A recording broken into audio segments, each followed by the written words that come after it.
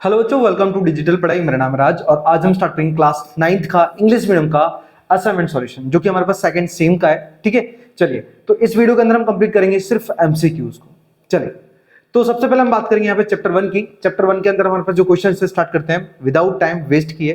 ठीक है, चलिए सबसे पहला क्वेश्चन हमारे पास अभी जो फर्स्ट क्वेश्चन दिया है, इसमें फर्स्ट क्वेश्चन में क्या है, हम डायरेक्टली प्रिडिक्ट नहीं कर सकते। देखो एक बार साइंस मैथ ये मतलब साइंस एसएस वगैरह इन सब में क्या प्रिडिक्शन कर सकते हो अगर आपको याद नहीं है, लेकिन मैथ तो इतना इजी है कि आप प्रिडिक्ट करने की जरूरत ही नहीं है, आपको तुरंत ही मालूम पड़ जाएगा। देखो कैसे, सबसे पहले समझना कि अगर ऊपर भी रूट लगाओ और नीचे भी रूट लगाओ तो ऐसी कंडीशन में क्या हो जाता है, हम इसे पूरा कंप्लीटली रूट बना सकते हैं। तो इसे लिखेंगे 48 अपॉन में 27। अब 48 और 27 दोनों 3 से कैंसिल हो रहे हैं तो इसे काट देते हैं। तो 3 9 जा 27, 3 1 जा 3, एक इधर 3 6 जा 18। अब हमारे पास ये जो ऊपर 16 और नीचे 9 है तो हमारे पास रूट में क्या बचा 16 अपॉन 9।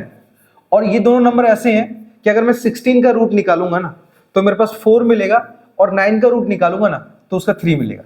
जिस तरीके से मैंने एक अलग अलग रूट को सिंगल रूट में कन्वर्ट किया, ऐसे सिंगल रूट को हम अलग अलग रूट में कन्वर्ट करेंगे कुछ इस तरीके से। रूट में 16 अपॉन में रूट में 9 तो भी जाके वो 4 अपॉन 3 ही होगा। तो मैंने उसको डायरेक्टली यहाँ पे बता दिया। अब ये चेक करो, हमारे पास ये जो 4/3 है, 4/3 है वो हमारे पास कैसा है, रैशनल नंबर है। बट हमारे पास आगे माइनस भी दिया था तो माइनस हम एज इट इज रखेंगे तो माइनस हमारा यहाँ पे भी आएगा। तो 4/3 कैसा हमारे पास नेगेटिव रैशनल नंबर है। ठीक है, नेगेटिव रैशनल नंबर है हमारे पास। वैसे ये नेगेटिव हो या पॉजिटिव हो, हमारा नंबर रैशनल ही होता है। ठीक है, आप चाहो तो देख सकते हो, यहाँ पे आंसर दिया भी होगा, जस्ट वेट। देखो रैशनल नंबर है, चाहे वो नेगेटिव हो या पॉजिटिव हो उससे कोई फर्क नहीं पड़ता। अगर कोई भी नंबर p/q की फॉर्म में है मतलब वो रैशनल है, इतना याद रख लेना। चलो सेकंड की बात करते हैं। अब सेकंड में क्या लिखा है हमारे पास कि इफ p एंड q, ये क्वेश्चन थोड़ा सा आपको दुविधा में डाल सकता है, लेकिन मैं समझाता हूं, आपको मालूम पड़ जाएगा। देखो कैसे, यह लिखा है कि if p and q are perfect square. p और q एक ऐसे नंबर है जो एक परफेक्ट स्क्वायर है, जैसे 25 36 89 मतलब 9 हाँ जस्ट 81 उस तरीके से। अब then underline is always a perfect square. Okay, तो उनमें हम क्या करेंगे, ऑप्शन रख के देखेंगे। सबसे पहले चेक करो क्या ये हमारे पास नंबर है, बोले नहीं है तो हम क्या करते हैं, इनको पहले मान लेते हैं। तो हम इसे लिखेंगे लेट बी करके, लेट बी। देखो ये आपको एग्जाम में सॉल्व नहीं करना है, लेकिन मैं आपको बता रहा हूँ इसका आंसर मुझे वैसे भी याद है कि 4q है। अब कैसे है वो भी बताऊंगा, एक एक करके समझाऊंगा कि ये बाकी 3 रॉन्ग क्यों है। चल तो हम क्या करेंगे, p को a स्क्वायर मान लेंगे एंड q को b स्क्वायर मान लेंगे। अब बात आती है मैंने ये स्क्वायर क्यों लिया, क्योंकि यहाँ पे साफ साफ बताया कि p और q दोनों कैसे परफेक्ट स्क्वायर है, तो मैंने यहाँ पे स्क्वायर बना दिया सीधा परफेक्ट स्क्वायर। अब हमारे पास जैसे यहाँ पे एक जो कीमत दी गई है, सबसे पहले a की, सबसे पहले फर्स्ट की क्या दी गई हमारे पास, p प्लस q। यहाँ पे p प्लस q। अब चेक करो, देखो p की कीमत क्या दी है हमारे पास a स्क्वायर, तो a स्क्वायर प्लस q की कीमत क्या है तो b स्क्वायर। अब हमें करना क्या है, यहाँ पे ऐसा कोई नंबर रखना है जिसका स्क्वायर निकालना है। जैसे देखो हमारे पास 1 का स्क्वायर 1 होता है, 2 का स्क्वायर 4 होता है, 3 का स्क्वायर 9 होता है, 4 का स्क्वायर जस्ट वेट 4 का स्क्वायर 16 होता है। इतना तो बहुत है, इतने में तो मालूम पड़ जाएगा अपने को। चलो अब हमारे पास हमें क्या करना है, हमें ये नंबर रखने हैं, ये नंबर, और इन नंबरों को रखने पर अगर हम स्क्वायर निकालते हैं ना तो हमेशा स्क्वायर ही आना चाहिए। कैसे, देखो मतलब परफेक्ट स्क्वायर आना चाहिए। मैं समझाता हूं कैसे। जैसे a की कीमत क्या मानी, चलो मैंने 2 मान लिया तो 2 का स्क्वायर, प्लस b की कीमत क्या मानी मैंने, चलो मैंने 3 मान लिया तो 3 का स्क्वायर। अब 2 का स्क्वायर कितना होता है 4 और 3 का स्क्वायर कितना होता है 9। इनको जब ऐड करेंगे ना तो हमें एक ऐसा नंबर मिलना चाहिए जो कि परफेक्ट स्क्वायर हो, परफेक्ट स्क्वायर। इनको ऐड किया 13 है, क्या 13 किसी नंबर का स्क्वायर है, बोले बिल्कुल नहीं। तो ऑप्शन ए तो इम्पॉसिबल है, हो ही नहीं सकता कैसे भी करके। आई होप आप समझ पा रहे हो। मुझे क्या करना है, सिर्फ ए और बी की जगह इनमें से कोई भी कीमत रखनी है, कोई भी कीमत। चलो दूसरा बताता हूं। जैसे हमारे पास सेकंड की बात करें, सेकंड में क्या लिखा है हमारे पास 2p लिखा है। चलो 2p चेक करते हैं। तो 2p, अब 2 हमने p को क्या माना था a स्क्वायर, तो लिखेंगे हम a स्क्वायर। अब क्या करना है, हमें ऑप्शन में से चूज करना है। देखो हमारे पास इस क्वेश्चन का कोई सिंप्लीफिकेशन नहीं है, इसको कैसे भी सॉल्व नहीं कर सकते, बस ऐसे मान के हम ऑप्शन को रखेंगे, जो राइट जाएगा उसे मान लेंगे। ठीक है, अब जैसे हमने 2 पी लिया, अब समझो कुछ भी नंबर ले लो, चलो मैंने ले लिया 2 ले लिया, चलो 2, तो 2, अब एक की कीमत कितनी 2 ले ली मैंने, 2 का स्क्वायर। अब 2 का स्क्वायर कितना होता है 4, और 4 2 जा 8। क्या हमारे पास ये एक किसी का परफेक्ट स्क्वायर है क्या? मतलब बोल सकते हो कि कोई किसी का भी स्क्वायर 8 बनता है क्या? नहीं बनता। देखो 2 का स्क्वायर 4 होता है, 3 का 9 होता है, मतलब सीधी सी बात है कि 8 नहीं आ रहा है हमारे पास। और अब 4 पे आ जाओगे तो 16, मतलब 8 से तो बहुत बड़ा चला गया, तो हम सोच भी नहीं सकते कि 8 होगा भी। ठीक है, तो यहां पर भी हमारे पास का देखो, हमने पहला ऑप्शन रखा 13 आया, जो कि कोई परफेक्ट स्क्वायर नहीं है किसी का। 8 आया, कोई परफेक्ट स्क्वायर नहीं है किसी का, तो हमें यहीं पे जज हो जा रहा है। देखो, तो हमारा जो ऑप्शन बी है वो भी रॉन्ग ही है। ठीक है, ऑप्शन बी भी रॉन्ग है हमारे पास। चलो तीसरा ट्राई कर लेते हैं। तीसरा, अब तीसरे में क्या लिखा है हमारे पास 4q लिखा है, 4q। अब 4 हमने q को क्या माना था, q को माना था b स्क्वायर, तो लिखेंगे b स्क्वायर। अब चेक करो, देखो 4 b की कीमत कुछ भी रख दो। चलो मैं एक काम कर दो, 2 रखिए ना, 2 यहाँ पे भी रख देते, चलो 2 यहाँ पे भी रख देते, 2 का स्क्वायर। देखो ये जो मैंने स्क्वायर रखे ना, ये सिर्फ दिखाने के लिए रखे हैं। आपको ये जो कीमत रखनी है ना, इनके ऊपर ये वाला स्क्वायर नहीं लिखना है, ये जो b स्क्वायर लगा ना, ये स्क्वायर वाला यहाँ पर रखना है। ठीक है, मतलब कहने का अर्थ ये है, मुझे इन स्क्वायर से कोई लेना देना नहीं है। अरे मुझे ना ये जो मैं ऐड कर दे रहा हूं इनको, इन स्क्वायर से कोई लेना देना नहीं है। मैंने सिर्फ आपको दिखाने के लिए लिया था कि 3 का स्क्वायर 9 होता है, 2 का स्क्वायर 4 होता है। मुझे सिर्फ ये जो 1 2 3 4 है ना, ये सिर्फ a और b की जगह रखना है बस, खाली, और कुछ नहीं।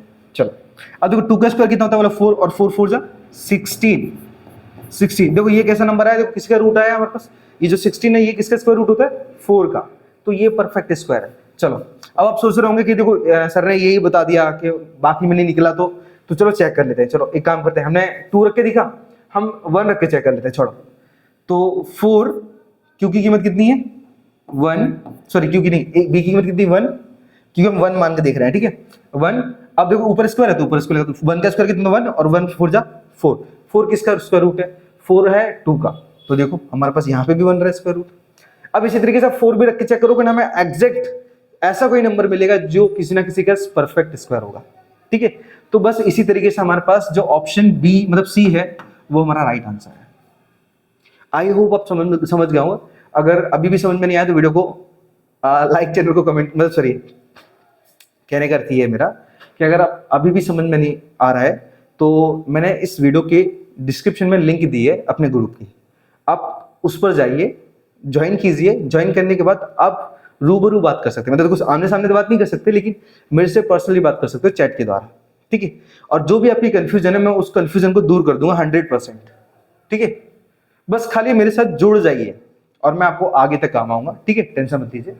चलो आई होप क्लियर हो गया हो कि ये दूसरा क्वेश्चन का आंसर सी मतलब 4q आया। ठीक है, ये मैंने आपको एक्सप्लेन कर दिया यहाँ पे 1 बाय 1, बस थोड़ा ध्यान देना। चलो आगे बढ़ते हैं।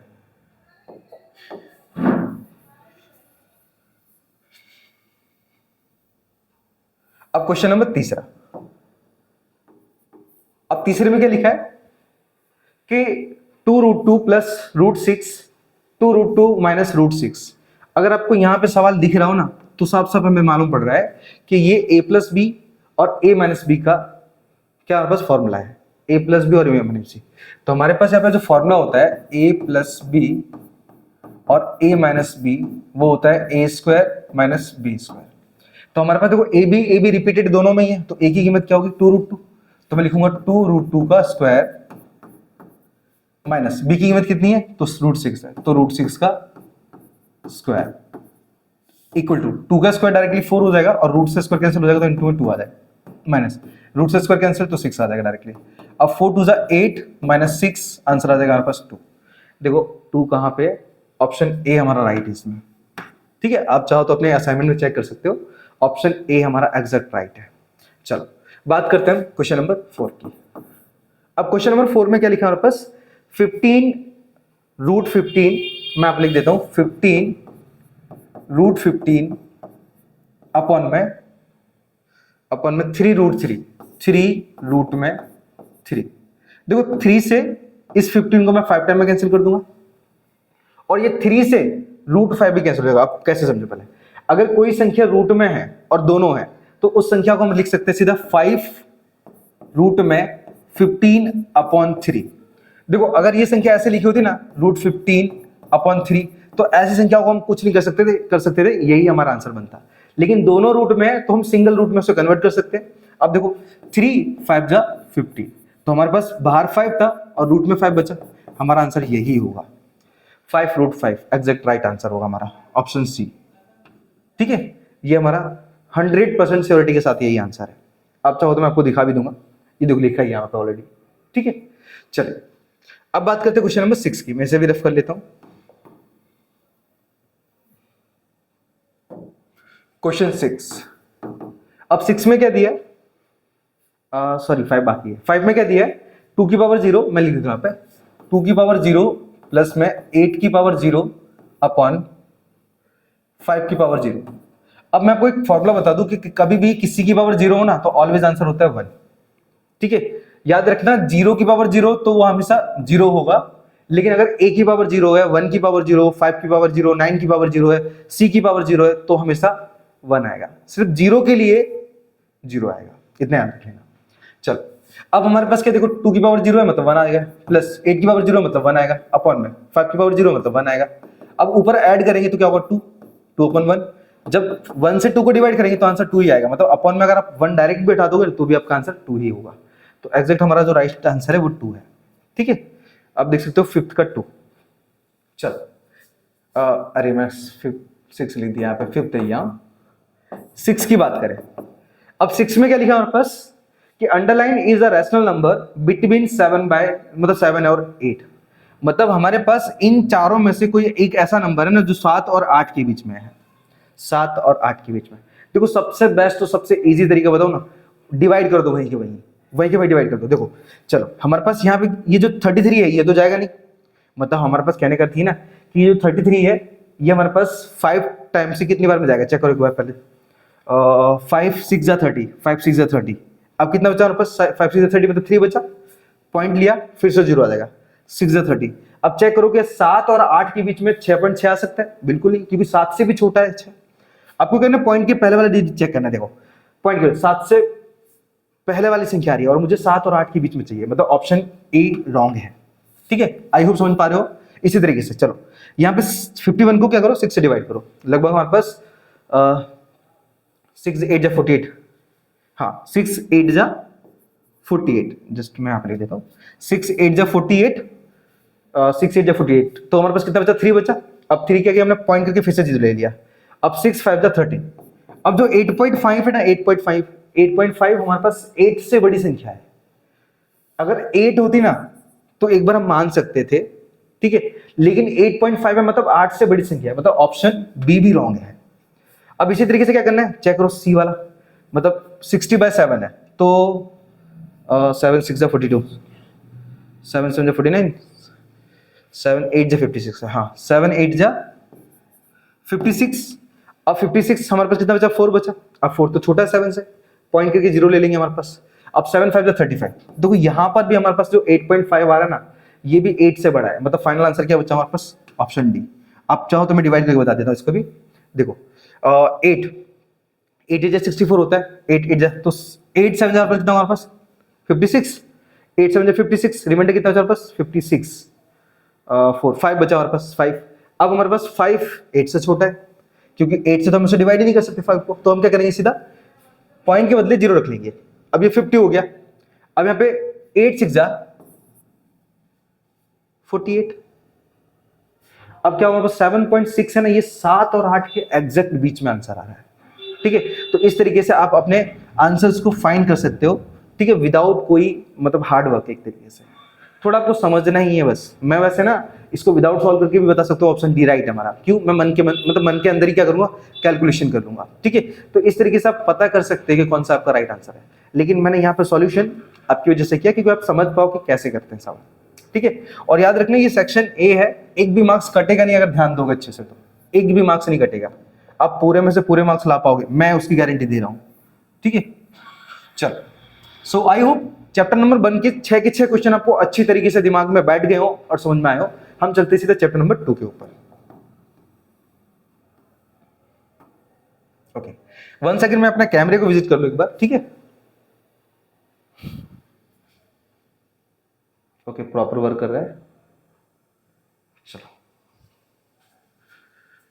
ओके, अब चैप्टर नंबर 2 के अंदर अगर बात करें हम चैप्टर 2 में, तो यहां पे फर्स्ट क्वेश्चन समझते हैं। यहां पे लिखा है कि इन द एक्सपांसन ऑफ, ये जो दो कीमत दी गई है इनको एक्सपांसन करना एक तरीके से, and the coefficient of x square is, coefficient का बताइए, अब नहीं पता तो मैं आपको समझाता हूं, लेकिन पहले हमें इसका कैलकुलेशन करना पड़ेगा अच्छे से।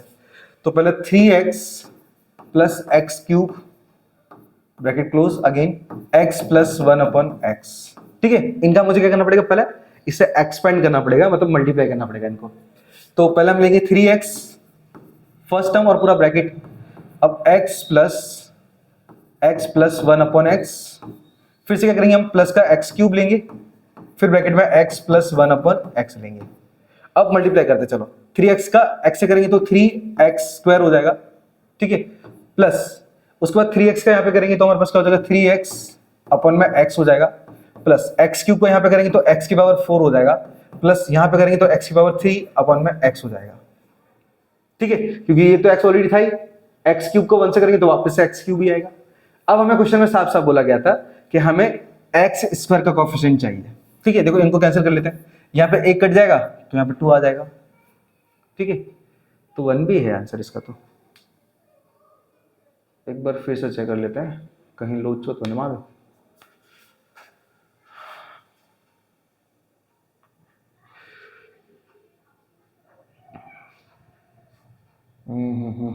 चेक कर लेते, पहले चेक कर लेते हैं, चलो। अच्छा, अभी हमारे पास है ना, अभी फाइनल आंसर नहीं आया, ठीक है, नहीं तो आप यहाँ पे सिर्फ x करके बता दो 3 है, अभी फाइनल आंसर नहीं आया, ठीक है। अभी चेक करना, देखो अब 3x स्क्वायर प्लस ये x काट दो तो 3 आ जाएगा हमारे पास, प्लस x की पावर 4 और प्लस यहाँ पे बचा सिर्फ x स्क्वायर।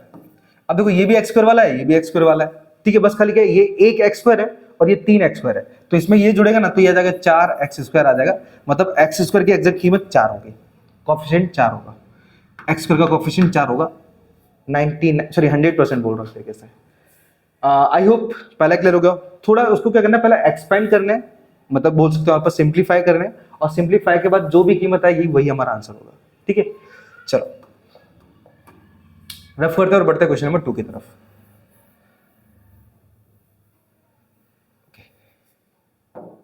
अब क्वेश्चन नंबर 2 में क्या दिया पहले उसे समझ लेते हैं।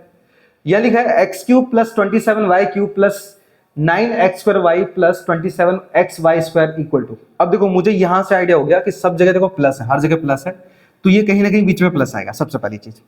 और मुझे फर्स्ट एंड सेकंड टर्म से ये भी मालूम पड़ गया कि ये a cube plus b cube का फॉर्मूला है, क्योंकि बीच में प्लस आ रहा है, a cube b cube, a cube b cube. इससे मुझे मालूम पड़ा कि ये a प्लस b का होल क्यूब है। क्या हमारे पास a प्लस b का होल क्यूब है, ठीक है, a प्लस b का सॉरी होल क्यूब है, स्क्वायर लगा दिया मैंने, होल क्यूब है, लेकिन क्यूब तो हमारे पास ऑलरेडी है, तो हमारे पास अंदर की कीमत क्या होगी, सिर्फ a प्लस b होगी, ठीक है। लेकिन यहाँ पे x और y के फॉर्म में, तो देखो सिर्फ x और y, देखो x और y, x और y, x और y, तो x हमारे पास है और यहाँ पे 3y, ये हमारा ऑप्शन बी राइट आंसर होगा। बट आप सोचोगे कि सर आपने तो a प्लस b बताया, तो कैसे बताया, देखो पहले समझो। यहाँ पर एग्जैक्ट मैंने सिर्फ कीमत को देख के बताया, जज किया है खाली, बाकी हमारे पास ये जो x क्यूब है ना, ये x हो जाएगा, प्लस ये जो 27 है ना, इसका क्यूब रूट बनेगा। क्यूब रूट कितना बनेगा हमारे पास, ओनली फॉर 3, क्योंकि हमारे पास 27 का जो क्यूब रूट होता है वो 3 होता है, 3 का क्यूब 27 होता है, क्यूब रूट 3 होता है, ठीक है, 3 और y क्यूब है तो ओनली होगा y और इसका क्यूब, तो हमारे पास x प्लस 3y का होल क्यूब होगा और होल क्यूब वहां पे लगा हुआ है। तो इस तरीके से आप डायरेक्ट निकाल सकते हो, ठीक है। और अगर इनको और अच्छे से समझना है तो सेक्शन बी के अंदर इसका क्वेश्चन आएगा, मैं आपको और अच्छे से एक्सप्लेन करूंगा, ठीक है। और रियल में बोल रहा हूँ, अगर आपको चैप्टर नहीं समझ में आता ना, चैप्टर 2 और जो भी हाई मार्क्स के जो चैप्टर है, एक बार कमेंट कर देना, मैं आपको सिखाऊंगा। आप बोलोगे यार किसी ने सिखाया मुझे, ठीक है, बस हमसे जुड़े रहना। चलो, और जितने भी आपके दोस्त वगैरह ना, उन सबको इस वीडियो की लिंक या फिर इस, मैं ये पूरी प्लेलिस्ट तैयार कर रहा हूँ आप लोगों के लिए, इस प्लेलिस्ट को देखना और सेंड कर देना पूरे ग्रुप में, ठीक है। मतलब सबको लगना चाहिए यार किसी ने पढ़ाया है ऐसा, ठीक है। और अगर रियल में समझ में आ रहा है, एक रेड हार्ट छोड़ देना, ठीक है, और अपना नाम, स्कूल का नाम, ऐसा कुछ बता सकते हो, जिससे क्या मुझे भी आइडिया हो जाए कि कहाँ से बच्चे देख रहे हैं। चलो तीसरा क्वेश्चन, तीसरे में लिखा है x square minus 7x minus का 18। अब ये x प्लस एम और x प्लस एन की कीमत क्या होगी वो निकालनी पड़ेगी, फिर हम m प्लस एन निकालेंगे। अब कैसे निकालेंगे पहले समझो, हमें क्या करना है, इसको पहले फैक्टराइज कर देना है। देखो x square minus 7x minus 18, यहाँ पे फर्स्ट टर्म को लास्ट टर्म से मल्टीप्लाई करो तो 18 आएगा, 18 की फैक्टर निकाल लो, 2 से 9 टाइम है, फिर 3 से 3 टाइम है, फिर 3 से 1 टाइम है। अब इन तीनों नंबर को हमें ऐसा अरेंज करना है ना कि हमें 7 मिल जाए। तो देखो 3 3 9, ये x आ जाएगा क्योंकि x था, और यहाँ पे 2x। अब हमारे पास माइनस आ गए तो बड़ी कीमत क्या आ गई, हमें माइनस लगा दो और बीच में प्लस कर दो, क्योंकि हमें क्या करना है, घटाना है। अगर दोनों माइनस लगा देंगे तो जोड़ के 11 हो जाएगा, जो कि हमें चाहिए भी नहीं। ठीक है, अब इसके बदले क्या करो, रिप्लेस कर दो, x square minus 9x plus 2x और माइनस का 18। अब यहाँ पे कॉमन ले लो, कॉमन क्या आ रहा है, ओनली फॉर x आ रहा है, बिकॉज x यहाँ पे फर्स्ट टर्म में भी है और सेकंड में भी है। तो अंदर बचा हमारे पास x माइनस 9 एंड प्लस, देखो x के साथ कोई वैल्यू है, बोले नहीं है, तो जो भी है निकाल लो बाहर, अंदर सीधा उतार दो यहाँ पे x माइनस 9। अब हमारे पास क्या, जो अंदर की वैल्यू है उसे एक वन टाइम लिख दो तो x माइनस 9, और जो बाहर की वैल्यू वन टाइम लिख दो वो x प्लस 2। अब क्वेश्चन में बोला था हमें x प्लस m चाहिए, मतलब x प्लस m चाहिए और x प्लस n चाहिए। तो देखो x की बराबर, x की कीमत x के बराबर है, तो m की कीमत क्या होगी, माइनस 9 होगी, m की कीमत माइनस 9 होगी, क्योंकि याद रखना कीमत क्या, अगर माइनस लगा हो तो हमें कंपलसरी लेना पड़ता है। यहाँ पे n की कीमत क्या होगी, सीधी 2 होगी। अब क्वेश्चन में बोला कि m प्लस n निकालो, तो हम क्या करेंगे, यहाँ पे m की कीमत माइनस 9 है प्लस n की कीमत 2 है, तो हमारे पास आंसर आएगा माइनस का 7। माइनस का 7 हमारा एग्जैक्ट राइट आंसर होगा। ठीक है, तो इस तरीके से आप अपने सवाल को कंप्लीट कर सकते हो विदाउट कोई प्रॉब्लम के। चलिए बढ़ते हैं सीधा क्वेश्चन नंबर 4 की तरफ।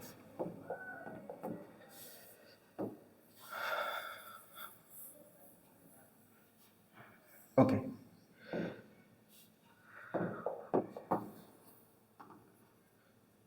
क्वेश्चन नंबर 7 मतलब 4। अब 4 क्वेश्चन में क्या लिखा है हमारे पास, इफ x की पावर 11 प्लस 101 की पावर, मतलब सॉरी 101 लिखा है, is divided by x plus 1, the remainder is underline. Okay, देखो जरूरी नहीं है कि हम इसको डिवाइड करने बैठ जाए, अगर डिवाइड करोगे ना तो सवाल इतना बड़ा हो जाएगा कि आपकी हालत खराब रहेगी। तो सबसे बेस्ट तरीका पता है क्या है, कि जो x प्लस 1 दिया है ना इसके बराबर 0 मान लो, तो x प्लस 1 इक्वल टू 0, इसको इधर ले जाओ, तो x बराबर माइनस 1। अब हमारे पास हम x की जगह पे अगर माइनस 1 रखेंगे ना, तो हमारे पास जो लास्ट की वैल्यू मिलेगी हमें वही हमारा रिमाइंडर होगा। कैसे, आओ समझाता हूँ। देखो हमारे पास यहाँ पे लिखा है x की पावर 11 एंड प्लस 101, तो हम क्या करेंगे, सिर्फ कीमत रखेंगे। देखो x की कीमत माइनस 1 के बराबर है, तो माइनस 1 की पावर 11 प्लस 101। अब याद रखना कि हमारे पास कभी भी ऑड नंबर हो ना पावर में, तो हमेशा अंदर की कीमत अगर नेगेटिव हो तो नेगेटिव आएगी, अगर पॉजिटिव हो तो पॉजिटिव आएगी। जैसे हमारे पास माइनस 1 की पावर क्या, मतलब माइनस 1 दिया है और उसकी पावर कैसी है, ऑड है, ऑड, तो हमारे पास आंसर भी माइनस 1 ही आएगा, माइनस 1, क्योंकि 1 का तुम क्यूब निकाल लो, स्क्वायर निकाल लो, कुछ भी निकाल, 1 ही रहता है। ठीक है, और ये ऑड की वजह से माइनस का माइनस रहा। अब प्लस में 101 हो जाएगा, जब आप इसे घटाओगे ना तो आंसर आएगा 100। ठीक है, आपका ऑप्शन नंबर डी हमारा राइट आंसर होगा इसका, ऑप्शन डी। ओके, चलो चलते सीधे क्वेश्चन नंबर 5 की तरफ। अभी जो 5 क्वेश्चन, इसमें क्या बोला है कि the zero of the polynomial यानी p of x equal to 3x minus 7 is, अब ये क्या बन सकता है, देखो हमारे पास लिखा है p ऑफ x, सॉरी हाँ ठीक है, p ऑफ x बराबर 3x माइनस 7। जब जीरोस की बात करें ना, जीरोस की, तो आपको क्या करना है, ये इक्वल रख देना है, जीरो इक्वल रख देना है। तो अब लिखोगे सीधा 3x minus 7 equal to 0, minus 7 उधर ले जाओ, तो 3x इक्वल टू प्लस का 7 हो जाएगा 3 अपन में, तो x बराबर आएगा आंसर 7/3, जो कि हमारा एग्जैक्ट राइट आंसर होगा, 7/3, ऑप्शन सी 7/3। ठीक है, तो इस तरीके से आप अपना सवाल कंप्लीट कर सकते हो। चलो अब बात करते हैं सीधा क्वेश्चन नंबर 6 की। बहुत प्यारे क्वेश्चन है ना, ठीक है, एक बार समझ में आ रहे हैं या नहीं आ रहे एक बार बता दो। ठीक है, और याद रखना कि मैथ्स है ये, कोई दूसरा सब्जेक्ट नहीं है। अगर आप रटोगे ना, अब रट सकते हो मैं मानता हूँ, ठीक है ना, मैंने बहुत सारे बच्चे देखे जो रट लेते हैं, लेकिन एग्जाम टाइम में क्या हुआ ना, वो दिमाग से निकल जाएगा, फिर आप भाई यार इधर उधर पूछोगे, एक तरीके से आगे देखोगे पीछे देखोगे, कोई मतलब नहीं है। मतलब मैथ्स को अगर आप बेसिकली समझ लो एक तरीके से कि बेसिक क्या होता है इसका, ठीक है, वो समझ लो, उसके फैक्टर समझ लो, हमारे पास इक्वेशन समझ लो, फ्रैक्शन समझ लो, बोर्ड मास समझ लो, इतने टॉपिक में तो आपको मतलब मैथ्स है ना कम से कम 60% जैसा हाई हो जाएगा, ठीक है, गारंटी देके बोल रहा हूँ। अगर नहीं आता ना आपको मैथ अच्छे से, समझ में बिल्कुल नहीं मालूम पड़ता, एक बार कमेंट कर दो, कमेंट कर दो बेसिक। कोशिश है मेरी कि जो भी टाइम मेरे पास मिलेगा ना मैं उस पर आपके लिए वीडियो बनाऊंगा वो टाइम में, ठीक है। और याद रखना कि मैथ्स कभी रटा नहीं जा सकता, आप कितनी भी ताकत लगा लो मैथ कभी रटा नहीं जा सकता।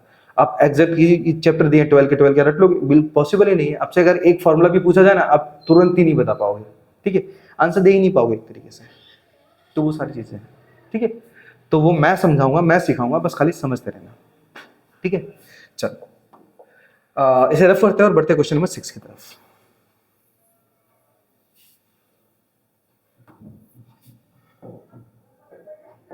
अच्छा 5 मैंने डायरेक्ट ही कर दिया है, 6 की बात करते हैं। अब 6 में क्या लिखा हमारे पास, underline is one of the zero of the polynomial. Okay, अब जीरोस बोला गया हमारे पास कि इनमें से, मतलब जीरोस का मतलब ये हुआ कि अगर ऑप्शन ए बी सी या डी इन चारों में से कोई एक ऑप्शन अगर मैं इस वैल्यू के अंदर रखता हूं मुझे आंसर जीरो मिल जाएगा, ठीक है। चलो कैसे करेंगे, पहले हम क्वेश्चन उतार लेते हैं। यहां दिया x cube plus 8x square plus 19x और प्लस का 12, ठीक है। अब हमारे पास क्या, समझो पहले ए ले लेते हैं। तो हमारे पास ऑप्शन ए के अंदर क्या दिया, 1 दिया है, तो जहां जहां x होगा वहां वहां 1 रख देना है। चलो 1 का क्यूब प्लस 8, 1 का स्क्वायर प्लस 19, यहाँ पे 1 एंड प्लस का 12। चलो 1 का क्यूब हमेशा 1 होता है, प्लस 1 का स्क्वायर 1 होता है, और 1 का 8 से करेंगे तो 8 ही आएगा, प्लस 19 1 जा 19 एंड प्लस 12। आपको दिख रहा है सारी कीमत कैसी प्लस की है, तो जुड़ेगी मतलब पॉजिटिव आएगी, तो हमारे पास जीरो तो मिल ही नहीं यहाँ पे। और क्वेश्चन में बोला हमारे पास कि जीरोज है ये नंबर कोई, तो ऑप्शन ए हमारा रॉन्ग है, ठीक है। इनको ऐड करने की बात जरूरत ही नहीं है, क्योंकि आप ऑप्शन चूज कर रहे हो ना कि सेक्शन बी सी डी लिख रहे हो, ठीक है। चलो अब बी ट्राई कर लेते हैं। बी में क्या दिया है, 2 दिया है, रख के चेक कर लेते हैं। तो यहाँ पे 2 का क्यूब प्लस 8, 2 का स्क्वायर प्लस 19 ब्रैकेट में 2 एंड प्लस का 12। चलो 2 का क्यूब क्या होता है, तो 8 होता है, प्लस ये 2 का स्क्वायर 4 और 4 8 जा 32 एंड प्लस 19 2 जा 38 एंड प्लस 2। आपको दिख रहा है कि सारी कीमत यहाँ पे भी प्लस है, जोड़ोगे आंसर पॉजिटिव आएगा, जीरो तो मिलेगा नहीं, तो ऑप्शन बी भी आपके लिए रॉन्ग है, ठीक है। इसी तरीके से आप सी चेक कर लो। सी में क्या दिया, -2 दिया, चलो -2 रख के चेक करते हैं। -2 तो मैं यहाँ पे ये -2 यहाँ लिखना, तो मैं लिखूंगा -2 का क्यूब प्लस 8 -2 का स्क्वायर प्लस 19 -2 एंड प्लस का 12। अब -2 का क्यूब क्या होता है, माइनस का 8 होता है। मैंने अभी बताया था, आपको समझाया था इससे पहले क्वेश्चन में कि अगर पावर ऑड है और अंदर नेगेटिव नंबर है तो नेगेटिव रहेगा, बस खाली उसका स्क्वायर और क्यूब आ जाएगा, ठीक है। उसके बाद प्लस -2 का स्क्वायर, हमेशा इवन नंबर में पावर जीरो, मतलब ये अगर इवन पावर हो तो ऑलवेज आंसर हमारा वैसे पॉजिटिव होता है। तो -2 का स्क्वायर सीधा प्लस का 4 होगा, यहाँ पे मल्टीप्लाई कर देते हैं, 4 8 जा सीधा 32 ले लेते हैं डायरेक्टली, मैंने डायरेक्ट मल्टीप्लाई किया है, ठीक है। अब यहाँ पे प्लस माइनस माइनस 19 2 जा 38 हो जाएगा एंड प्लस का 12, ठीक है। अब हमारे पास कुछ कीमत माइनस की और कुछ प्लस की है, तो प्लस को प्लस के साथ जोड़ लेते हैं, माइनस को माइनस के साथ जोड़ लेते हैं। चलो तो यहाँ पे 38 और 8 ये हमारे पास माइनस का 46 हो जाएगा, और ये 12 2 4 और 1 और 1 1 और 3 4 हो जाएगा। अब आप देख रहे हो ना हमारे पास, अगर मैं इसको घटाता हूं तो माइनस का 2 आएगा, जो कि हमारे पास जीरो यहाँ पे भी नहीं मिल रहा है, तो बचा कौन सा हमारे पास, एक ही वैल्यू बची, ऑप्शन डी। इसको रखोगे आपको 100% जीरो मिल जाएगा, ठीक है। जैसे कि देखो आंसर में भी दिया, मैं आपको इसको भी रख के बता देता हूँ, नहीं आप बोलो कि सर दिखाया नहीं आपने, बताया नहीं एक तरीके से, तो मैं वो भी बता देता हूँ। तो देखो अब मैं -1 रखूंगा, मतलब डी वाला ऑप्शन, तो -1 का क्यूब प्लस 8 -1 का स्क्वायर प्लस 19 -1 एंड प्लस का 12। अब -1 का क्यूब क्या होता है, -1 होता है। अब ये -1 का स्क्वायर प्लस का 1 होगा, और 1 का 8 से करेंगे तो 8 ही आएगा, माइनस मतलब प्लस माइनस माइनस, और 19 1 जा 19 और प्लस का 12। अब प्लस वाली कीमत अलग ऐड कर लो, तो ये 12 और 8 कितना हो जाएगा बस, ये 20 हो जाएगा, और माइनस की कीमत अलग ऐड कर लो तो माइनस का 20 ये भी हो जाएगा। अब घटाओगे तो आंसर जीरो आएगा। इसीलिए हमारा आंसर ऑप्शन डी है। ठीक है, तो इस तरीके से आप अपने क्वेश्चन को कंप्लीट कर सकते हो विदाउट कोई टेंशन और झिझक के। ठीक है, चलो सो बढ़ते क्वेश्चन नंबर 8 की तरफ, सॉरी चैप्टर नंबर 8 की तरफ।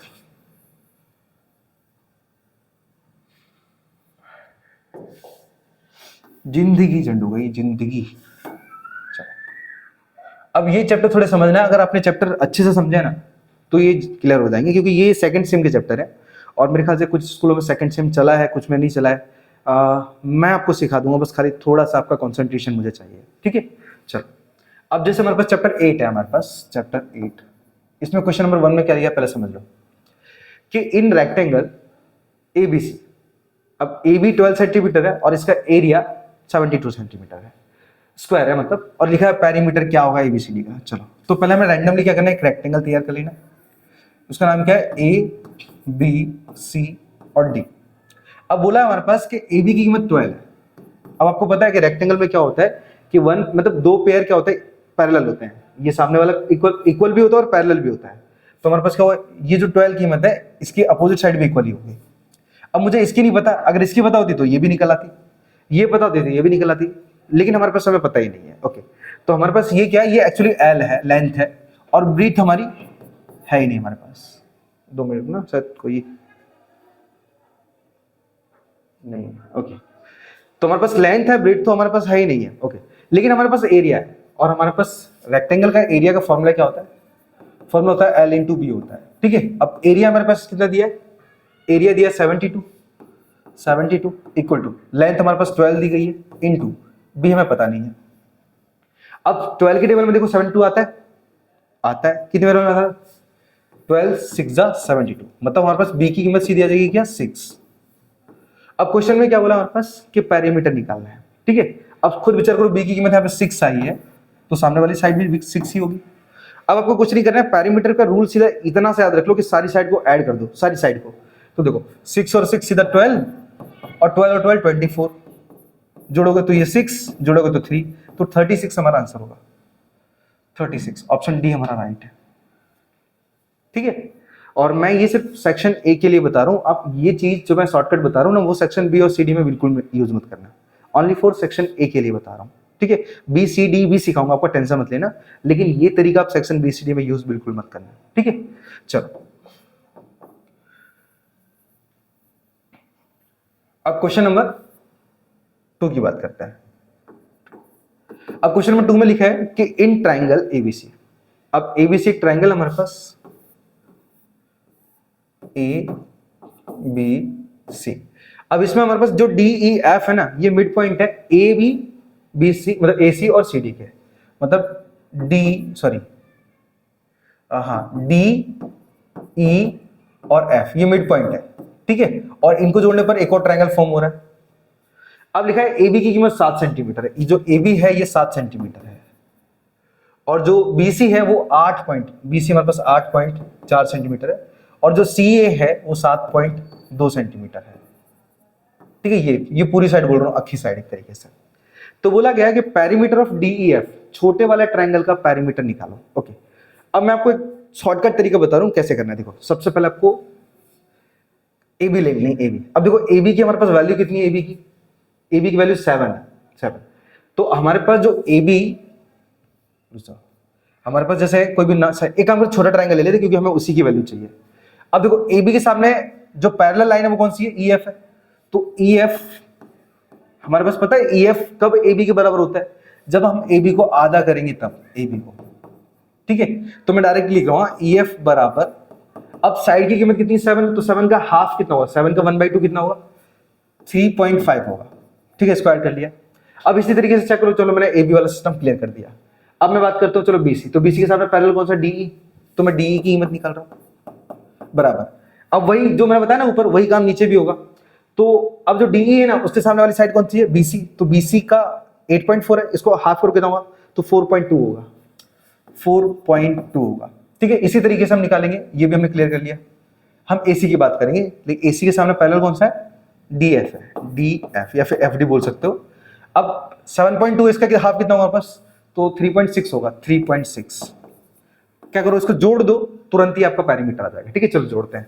अब 6 2 8, 8 और 5, 8 5 13 हो जाएगा, 13 13 13 13, देखो 13 11.1 मतलब 11.3 आंसर है, क्योंकि लास्ट में हमारे पास डिजिट 3 आ रहा है, 3।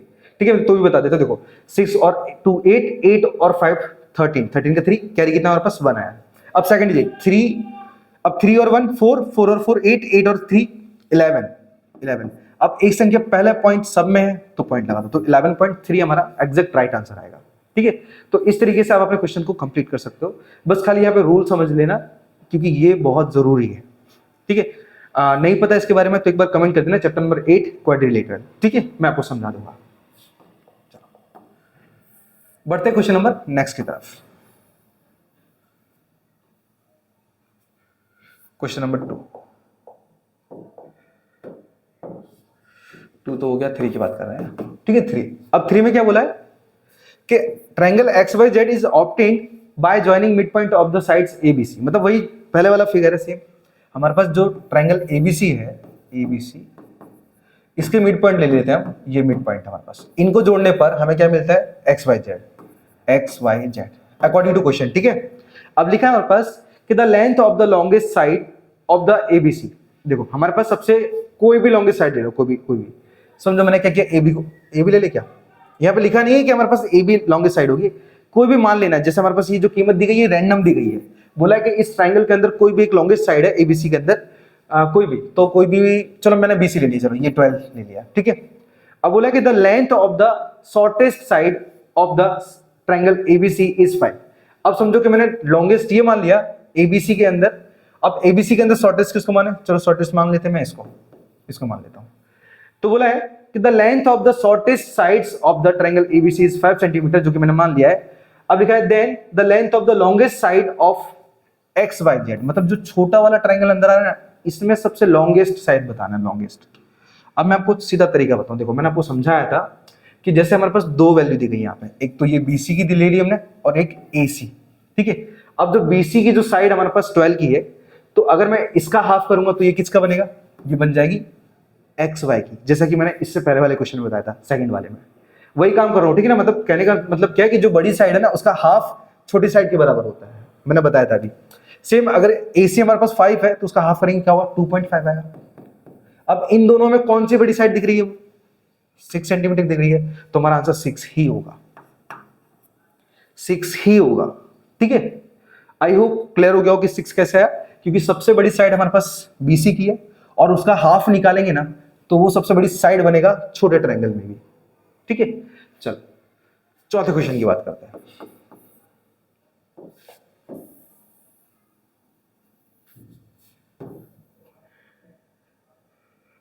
ओके, अब जो फोर्थ क्वेश्चन इसमें क्या लिखा है कि इन पैरेललोग्राम्स ABCD, अब पैरेललोग्राम बोला है, पैरेललोग्राम कैसा होता है देखो बताऊं, पैरेललोग्राम होता है कुछ इस तरीके से, जिनमें क्या होता है, ये जो सामने वाली साइड होती है ये इक्वल होती है और अदर पेयर ये इक्वल होता है। तो बोला है इन द रेशियो, अब हमारे पास जैसे ABC नाम देते हैं A, B, C और D। अब जैसे लिखा है AB का रेशियो, जैसे AB साइड ले लिया, अच्छा एंगल लिया हमने, एंगल। चलो अब ये जो एंगल A है ये और एंगल C है, ये दोनों हमेशा इक्वल एंगल होते हैं। ठीक है, ये एंगल कैसे होते हैं, हमेशा इक्वल होते हैं। और ये जो एंगल B है और जो एंगल D है, ये हमेशा एंगल कैसे होते हैं, ये इक्वल होते हैं। तो इनका अगर मैं रेशियो निकालूंगा ना तो दो का सेम निकलेगा और दो का डिफरेंट सेम निकलेगा, मतलब ये C के कंपैरिजन में इन दोनों का सेम निकलेगा। ठीक है, इन दोनों का, और ये AC का सेम निकलेगा। चलो देखो हमारे पास दो कीमत बराबर होंगी, दो चेक करो, दो देखो, ये 4 5 4 5 आ रहा है, 4 5 4 5, मुझे आंसर यही राइट है, हमारा कंफर्म यही है। ठीक है, देखो 3 4 5 6, मैंने बताया था कि एंगल अपोजिट वाले है ना इक्वल होते हैं, तो जैसे अगर यहाँ पे 5 मानता हूं मैं तो सामने वाला भी 5 होगा, सीधी सी बात है। तो देखो कोई भी ऐसी कीमत नहीं है जो सेम हो दो बार, ऑप्शन भी रॉन्ग है। यहाँ पे देखो सेम, सिर्फ 2 और 2 आ रहा है, और मैंने तो यहाँ पे बताया कि ये वाले सेम होंगे तो ये वाले भी सेम ही होंगे। तो देखो ये 2 2 आ रहा है, लेकिन 3 और 3 होना चाहिए, बाकी 3 और 5 है, मतलब ये भी रॉन्ग है। यहाँ पे भी सेम काम, अब ऑप्शन यही बचा क्योंकि 4 और 5। देखो समझो ये हमारे पास क्या है, ये 4 ले लिया मैंने, ठीक है, तो सामने वाला भी 4 होगा। अब 4 5 इसी तरीके से क्या होगा हमारे पास, 4 5 4 5 4 5, देखो 4 5 4 5, तो इस तरीके से क्या होगा हमारे पास, हमारा आंसर निकलेगा 4 5 4 5। समझ रहे आप? आई होप क्लियर हो गया हो कि किस तरीके से, क्योंकि कोई दो एंगल इक्वल होते हैं, वन पेयर इक्वल होता है एंगल का, एंड सेकंड जो नेक्स्ट एंगल होते हैं मतलब दूसरे जो एंगल होते हैं वो भी बराबर होते हैं, इसीलिए दो दो कीमत सेम होंगी। बस इतना खाली याद रख लो, इन शॉर्ट बता रहा हूं मैं, यहाँ पे कीमत निकालने की जरूरत नहीं है, मैं एमसीक्यू वगैरह बता रहा हूँ। चलो रफ करते और बढ़ते क्वेश्चन नंबर 5 की तरफ।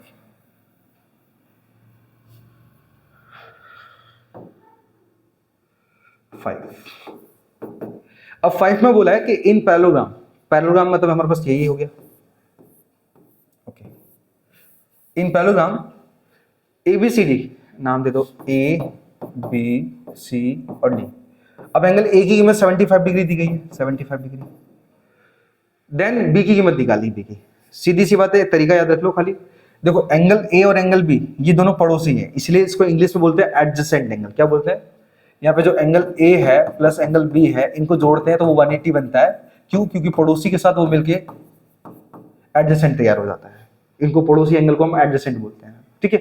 अब हमारे पास A की कीमत 75 है प्लस B की निकालनी है इक्वल टू 180, ठीक है। 75 उधर ले जाओगे ना तो सीधा हमारे पास 105 हमारा आंसर आ जाएगा। चेक करो 105, ऑप्शन डी हमारा राइट आंसर है, ठीक है। मैं आपको दिखा भी सकता हूँ, देखो 105, ठीक है। देखो सारे आंसर एग्जैक्ट राइट है हमारे सारे। आई होप क्लियर हो गया हो, ठीक है। चलो 6 वाले की बात करते हैं। अब 6 में क्या लिखा है पहले समझ लो। The diagonal AC and BD of rhombus, हमारे पास रोम्बस कुछ इस टाइप का होता है, ये रोम्बस है। अब ये इसके डायगोनल है हमारे पास, जैसे ये A B C और D, AC और BD, AC और BD ऑफ रोम्बस, एक रोम्बस हमारे पास ABCD नाम का जिसके अंदर डायगोनल AC और BD ठीक दिए गए हैं, इंटरसेक्ट एट M, और दोनों डायगोनल क्या कर रही है? M पर इंटरसेक्ट कर रहे हैं, ठीक है। अब तो बोला है हमारे पास AMB मतलब इस एंगल की वैल्यू निकालनी है। तो सीधी सी बात, हम फिगर को भी अच्छे से देखेंगे ना तो भी साफ साफ मालूम पड़ जाएगा कि ये 90 डिग्री का ही है, ठीक है।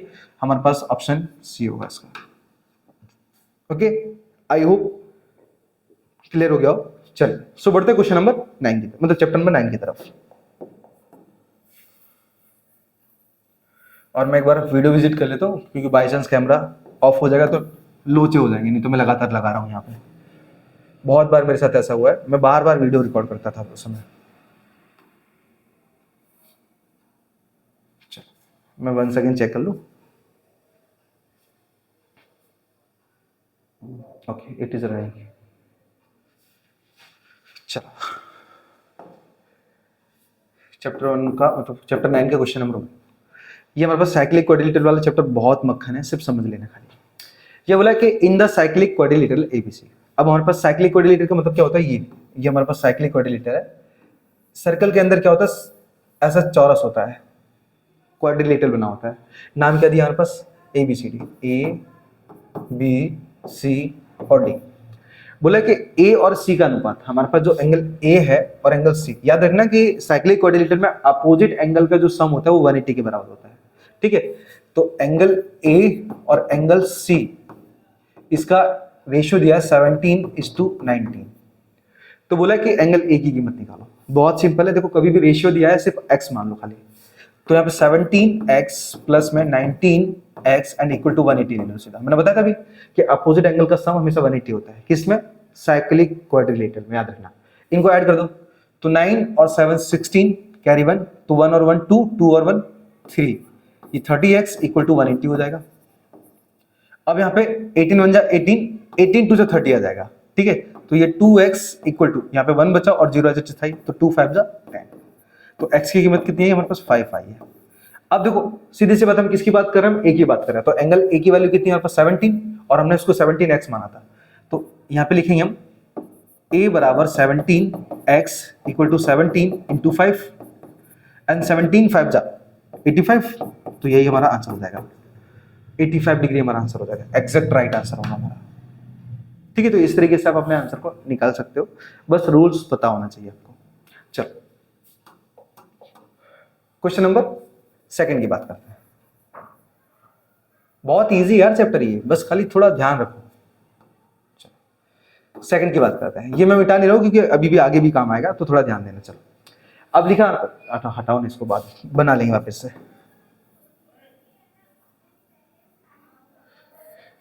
इसमें दिया हमारे पास कि point C lies on the circle. हमारे पास क्या है, ये जो सर्कल एक तरीके से, ठीक है। यहां पे क्या दिया पहले समझना कि point C lies on the circle with diameter A B. मतलब हमारे पास क्या है, ये जो डायमीटर ए बी दिया है ना, ये ए बी, ये ए बी के कोई भी आर्क पर यहाँ पे पॉइंट सी दिया है इस तरीके से, ठीक है। अब इन एबीसी ट्रायंगल, अब ट्रायंगल एबीसी बनाया, मतलब इनको जोड़ेंगे हम सीधा इस तरीके से। Triangle ABC if angle A 35 है, अगर एंगल ए की कीमत 35 है तो बोला एंगल बी निकालो। अब सीधा एकदम कॉन्सेप्ट समझ लेना, ठीक है। कभी भी डायमीटर के मतलब बोल सकते हो कि सेमी सर्कल के अंदर, देखो नीचे वाला सर्कल तो काम ही नहीं आ रहा है, सेमी सर्कल के अंदर कभी भी ट्रायंगल बने ना तो वो हमेशा राइट ट्रायंगल होता है, इतना याद रख लेना, ठीक है। अब इन दोनों को जोड़ दो, कितना वापस ये 125 आ गया, 125, ठीक है। और ट्रायंगल में तीनों एंगल की कीमत कितनी होती है, टोटल होती है 180। अब इस 180 में से सीधा माइनस कर दो, हमारा आंसर आ जाएगा सीधा। 10 में से 5 गया, 5 बचा, और यहाँ पे 17 में से 12 जाएगा, मतलब 6 बचेगा, सॉरी 5 बचेगा, 5 बचेगा। तो 55 डिग्री हमारा आंसर होगा, 55 डिग्री एग्जैक्ट आंसर होगा, ठीक है। और मैंने ये डायरेक्ट कर दिया, आपको अगर करना है तो आप ऐसे कर सकते हो। देखो आपको पता है ना वैसे कि हमारे पास तीनों एंगल्स का सम कितना होता है हमारे पास ट्रायंगल में, 180 होता है। तो यहाँ पे angle A plus angle B plus angle C equal to 180 ले लेना, ठीक है, 180। अब ए हमने क्या किया, ए और सी की कीमत को जोड़ा, ए और सी की कीमत को जोड़ा, कितना बना हमारे पास 125। तो 125 plus angle B equal to 180। अब ये 125 उधर ले जाओ, तो angle B equal to 180 minus 125 हो जाएगा। अब घटाओगे तो हमारे पास सीधा यही कॉन्सेप्ट आएगा, जो कि वैल्यू होगी 55। तो एंगल बी की कीमत 55 आंसर है, ठीक है। तो इस तरीके से आप अपने क्वेश्चन का आंसर निकाल पाओगे। चलो नेक्स्ट की बात करते हैं।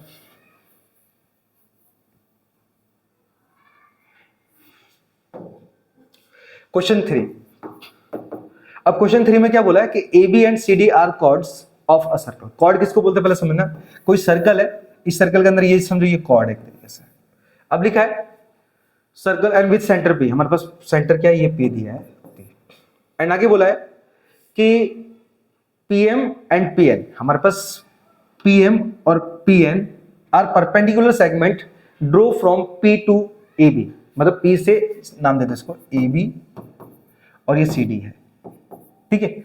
ये ए बी और सी डी दिया है। अब हमारे पास क्या बोले पी से जो ए बी के ऊपर आया है ना, ए बी के ऊपर वो एम है, ठीक है। देखो लिखा हमारे पास साफ साफ कि पीएम एंड पीएन, मतलब पहला पीएम आया, अब are perpendicular segment draw from P to A B, मतलब पी से ए बी पर आया ना वो पहला वाला है, मतलब ये पी एम है। और इसी तरीके से हमारे पास जो सी डी के ऊपर आया, हमारे पास सी डी के ऊपर वो कौन सा हमारे पास सेकंड वाला है, ये सेकंड की बात की गई, सेकंड पे पी एन है, तो इसको ऐसे करके बढ़ा के एन बता दो। अब बोला कि ए बी की कीमत 12 है, ये ए बी पूरा 12 है हमारे पास 12। एंड आगे बताया पी एम हमारे पास टोटल है 8, पी एम ये जो दिया है वो 8 है, और जो पी एन है ये पी एन हमारे पास 6 है। तो बोला है सी डी की कीमत निकालो। बहुत सिंपल है, सिर्फ थोड़ा ध्यान देना आपको। देखो सबसे पहले अगर मैं यहाँ पे पी को बी के साथ जोड़ दूंगा ना तो ये रेडियस बनेगी, और पी को अगर डी के साथ जोड़ दूंगा तो ये भी रेडियस बनेगी। तो रेडियस रेडियस के बराबर होती है, रेडियस रेडियस के बराबर होती है। अब मैं आपको एक कॉन्सेप्ट समझा रहा हूँ, बहुत ईजी है इस क्वेश्चन को फाइंड करने के लिए। बाकी अगर क्वेश्चन निकालोगे ना तो मेरा बोर्ड तो शायद तक फुल हो जाएगा, पूरा छकाछक भर जाएगा अगर इसको निकालूंगा। मैं शॉर्ट तरीका बता रहा हूँ, देखो याद रख लेना हमेशा, ये पाइथागोरस का थ्योरम है कि हमारे पास इसमें क्या होता है, हाइपोटेनस का स्क्वायर बराबर बेस का स्क्वायर प्लस में परपेंडिकुलर का स्क्वायर होता है, ठीक है। अब ये जो बी और पी है ना, ये जो बेस है और जो पी है ना, ये हमारे लिए प्राइमरी नहीं है, प्राइमरी हमारे लिए सिर्फ हाइपोटेनस, मतलब ये हमारे लिए मैन है। कभी भी अगर एच निकालना हो तो बेस का वर्ग निकालो और परपेंडिकुलर का स्क्वायर निकालो, दोनों को जोड़ोगे और रूट निकालोगे ना तो हमारा हाइपोटेनस आएगा। और आपको परपेंडिकुलर निकालना है, समझो ये निकालना है, तो आप हाइपोटेनस का स्क्वायर निकालो और बेस का स्क्वायर निकालो। हाइपोटेनस में से बेस को घटा दो, जो वैल्यू बचेगी उसका रूट निकालोगे ना, परपेंडिकुलर आ जाएगा। याद रखना ये रूल्स बहुत इजी हैं और आराम से, देखो मैं समझाता हूँ, देखो रूल्स लिखा देता हूँ, ये आपको हर बार काम आएंगे। देखो समझो मुझे पी निकालना है, यहाँ पे पी। अब पी निकालने के लिए क्या करोगे, आप हाइपोटेनस का स्क्वायर निकालोगे और माइनस करोगे सीधा बेस का स्क्वायर, ठीक है। और अगर आपको बेस निकालना है, बेस फाइंड करना है, ठीक है, तो आपको क्या करना है, ये स्क्वायर दे देते सीधा स्क्वायर। अगर मुझे बेस निकालना है तो मैं हाइपोटेनस का स्क्वायर करूंगा और परपेंडिकुलर को घटाऊंगा, परपेंडिकुलर का स्क्वायर घटाऊंगा तो मुझे बेस मिल जाएगा। और मुझे हाइपोटेनस चाहिए, हाइपोटेनस चाहिए तो मैं क्या करूंगा, यहाँ पे परपेंडिकुलर का स्क्वायर भी निकालूंगा और बेस का स्क्वायर भी निकालूंगा, इन दोनों को जोड़ूंगा तो हमारे पास हाइपोटेनस आ जाएगा। देखो ये कॉन्सेप्ट वही है जो मैं लिख रहा हूँ, ठीक है। अब समझो हमारे पास क्या है, राइट एंगल देखो यहाँ बन रहा है, ये यहाँ और ये बन रहा है। अब समझो हमारे पास ये राइट एंगल है, तो हमारे पास टोटल 12 दिया है, तो उसका हाफ कितना होगा, ये 6 होगा। अब ये 6 दिया है और ये 8 दिया है हमारे पास, ये 8 हमारे पास दिया है, ये 8 यहाँ, ये 6 दिया और ये 8 दिया। आप समझो अब हमारे पास राइट एंगल ये है, तो उसके सामने क्या होता है, हमेशा हाइपोटेनस होता है। तो 6 का स्क्वायर कितना होता है, बोले 36, और बोले 8 का स्क्वायर कितना होता है, बोले 64। जोड़ो को सीधा 100 हो जाएगा, और 100 का जो रूट होता है वो 10 होता है, मतलब हमारे पास जो पीबी की कीमत है वो 10 आई है। अब ये रेडियस है, वैसे ही रेडियस हमारे पास ये है, तो इसकी भी कीमत क्या होगी, हमारे पास सीधा 10 ही होगी, ठीक है। और मैंने अभी समझाया था आपको, ये मैं 6 बार कर देता हूँ, ये हमारे पास यहाँ दिया है, ठीक है। अब मुझे क्या करना है, ये निकालनी है, ये वाली कीमत एन डी निकालनी है, ठीक है। अब एन डी निकालनी है तो मेरे पास ये फिर से ट्रायंगल बना, तो मुझे मतलब क्या निकालना है, परपेंडिकुलर निकालना है, समझो परपेंडिकुलर। तो मेरे पास हाइपोटेनस दिया है, हाइपोटेनस का स्क्वायर कितना होता है 100 माइनस परपेंडिकुलर का स्क्वायर कितना होगा 36, घटाएंगे तो ये भी 64 आ जाएगा सीधा। और 64 का रूट कितना होता है 8, तो हमारे पास एग्जैक्ट एनडी की कीमत 8 होगी, और 8 ये हाफ है तो 8 ये भी होगा, फुल होगा हमारे पास ये, तो ये इनको ऐड करेंगे तो ये 16 आ जाएगा सीधा। ऑप्शन डी हमारा राइट है, ठीक है। थोड़ा मेथड को समझना पड़ेगा आपको, ये मेथड समझ गए मतलब आपको तुरंत काम हो जाएगा, ये शॉर्ट में बता रहा हूँ, ठीक है। समझ में अगर नहीं समझ में आया ना तो एक बार कमेंट कर देना, चैप्टर नंबर 9 क्वेश्चन 3, तो मैं ऐसा तो लॉन्ग बताऊंगा, लेकिन लॉन्ग भी आपकी हालत खराब रहेगी। बस ये तरीका समझ लो मैंने बताया कैसे, आप अगर ऐसा है तो एक बार 2-3 बार इसको रिपीट करके चेक करो कि मैं बता कैसे रहा हूँ, ठीक है। आपको आइडिया हो जाएगा, और एक चीज पे ट्राई कर लिया दूसरे पे भी ट्राई करो, ठीक है, आपको मालूम पड़ जाएगा। चलो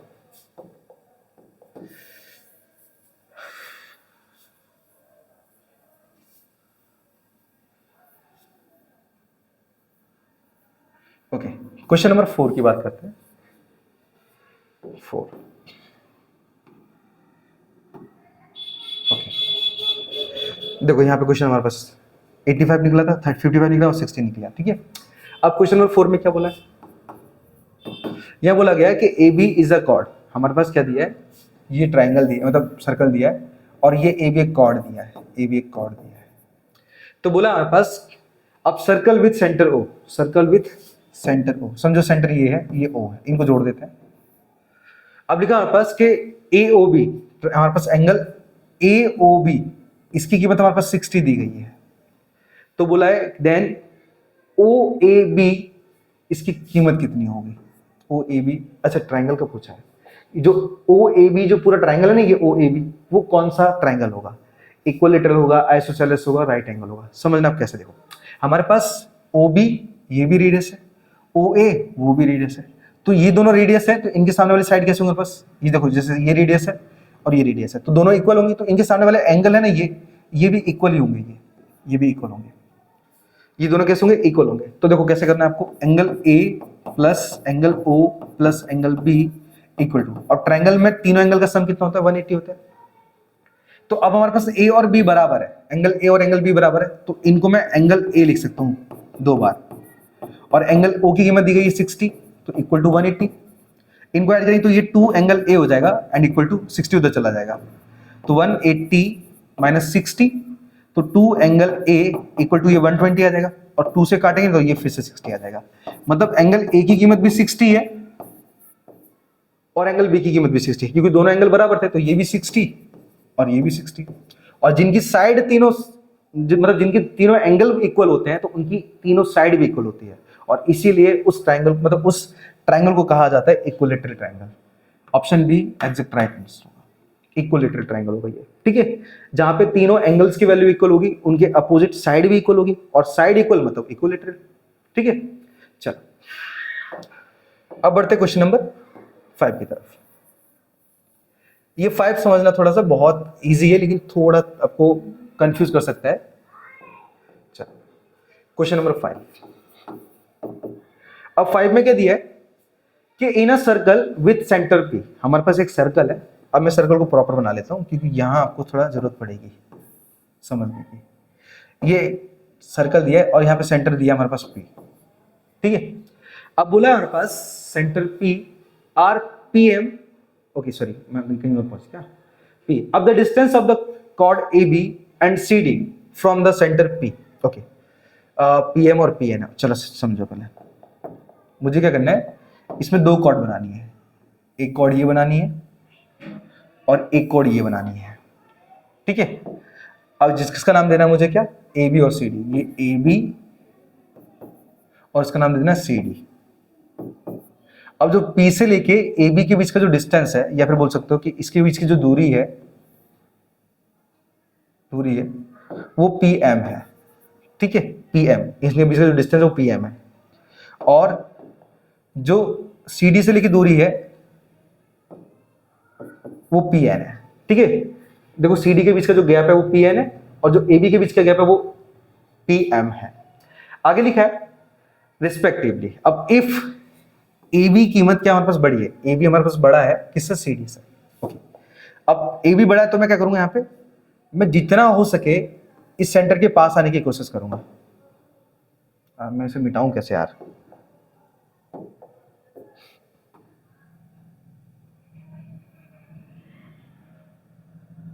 ओके।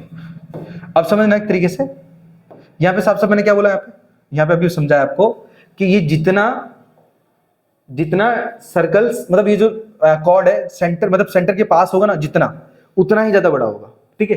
चलो मैं एक रैंडमली क्या करता हूँ, इसको और ज्यादा पास में ले लेता हूँ, यहाँ पे कुछ इस तरीके से, ठीक है। अब आप नोटिस करोगे ना, मेरे पास है ना, ये मैं उठा नहीं सकता इसको अकेले, ये पूरा हिलेगा, नहीं तो मैं आपको अच्छे से दिखाता हूँ। कैसे समझाऊं आपको, अकेला उठेगा नहीं, ये प्रॉब्लम ये है। एक लाइन लगा के देखता हूँ, ये उठ जाएगा, नहीं उठ रहा है यार, मेजरमेंट करूंगा तो लोचा रहेगा एक तरीके से। देखो मैं आपको सिर्फ टेम्परेरी समझाता हूँ, छोड़ो। आप नोटिस करना, मेरे पास समझो ये C से लेके D तक का गैप है, ये सब CD, ये C है और ये D है, ये गैप है, गैप, ठीक है, ये CD। अब दिख रहा है आपको। अब मैं जैसे ही इसको यहाँ बीच में सेंटर में लेके जाऊंगा ना, तो देखो ये छोटा पड़ गया, देखो यहाँ से। अब छोटा पड़ गया, इसका मतलब समझ रहे हो, मतलब ये है कि अगर किसी भी कॉर्ड को आपको सबसे बड़ा बताना है ना, उतना सेंटर के पास में लेके जाओ। तो मैंने वहां से यहां लेके आया ना, देखो फिर से बता रहा हूं, मेरे पास AB ये थे, AB ये थे, और मैंने जैसे ही इसको सेंटर पे लेके आया ना, सेंटर के पास, वैसे क्या हुआ, देखो कॉर्ड हमारा छोटा हो गया, कॉर्ड ना हमारा छोटा हो गया, दिख रहा है आपको। अब कॉर्ड छोटा हो गया, इसका मतलब ये हुआ कि सबसे लंबा कॉर्ड हमेशा सेंटर के पास बनता है, ठीक है। तो इसके हिसाब से यहाँ पे क्या बोला कि जो AB है, AB की लेंथ मैंने ज्यादा बता दी किससे, CD से। तो देखो ज्यादा है भी क्यों, मैंने भी समझाया कि कॉर्ड जितना सेंटर के पास में होगा उतना ज्यादा बड़ा होगा, ओके। अब समझना आप क्वेश्चन में क्या बोला है, तो बोला कि जो PM है ना, PM समझो, अब PM ये पे हटा दूंगा मैं यहाँ पे, अब इसका कोई मतलब नहीं है, PM यहाँ ले लेते हैं, अब PM यहाँ पे आ गया। अब जो PM है ना, PM, अब PM कैसा होगा, ये PM ये छोटा होगा या बड़ा होगा, PM छोटा होगा, मतलब PM की लेंथ जो छोटी होगी किससे, PN से छोटी होगी, PN से छोटी होगी। समझ में आया एक तरीके से, PM की जो लेंथ है वो PN से बहुत छोटी होगी। तो हमारे लिए साइन लगेगा ऑप्शन बी वाला हमारा साइन लगेगा, एग्जैक्ट ये वाला साइन, ठीक है। आई होप क्लियर हो गया हो, समझ, मैं जो जिस तरीके से आपको समझाया, देखो क्वेश्चन के अकॉर्डिंग मैंने बताया कि AB को अगर मुझे बड़ा बताना है तो सेंटर के पास ले जाना पड़ेगा, और मैं सेंटर के पास भी लेके गया, ठीक है। मेरे पास सही से मेजरमेंट करने के लिए कुछ नहीं था, मैंने रूमाल से माप के भी बताया था कि हमारे पास ये जो साइड यहाँ पे इतनी बड़ी थी, लेकिन जैसे हम सेंटर के पास लेके गए, देखो साइड छोटी हो गई, ठीक है। देखो मैं यहाँ पे ऐसे माप के बता देता हूँ, देखो ये कॉर्नर से पकड़ा है मैंने, अब यहाँ जैसे मैं यहाँ पास लेके जाऊंगा, देखो फिर से छोटा हो गया ये। तो सबसे बड़ी साइड कहाँ बनेगी, मतलब सबसे बड़ा कॉर्ड कहाँ बनेगा, सेंटर के पास में बनेगा, और मैंने वैसा बनाया भी। बनाने के बाद हमारे पास ऑप्शन बी हमारा राइट आंसर आया, ठीक है। और याद रखना, कोई भी चीज प्रैक्टिकली समझना, प्रैक्टिकली समझोगे ना तो आप तुरंत आंसर दे पाओगे, नहीं तो कंफ्यूज रहोगे कि ये 4 साइन में से मैं कौन सा लगाऊं, ठीक है। चल, अरे छोटा हो गया था, ओके। अब हम बात करते हैं क्वेश्चन नंबर 6 की। अब 6 में क्या बोला कि ABCD एक साइक्लिक क्वाड्रिलेटरल है, चलो ले लेते पहले,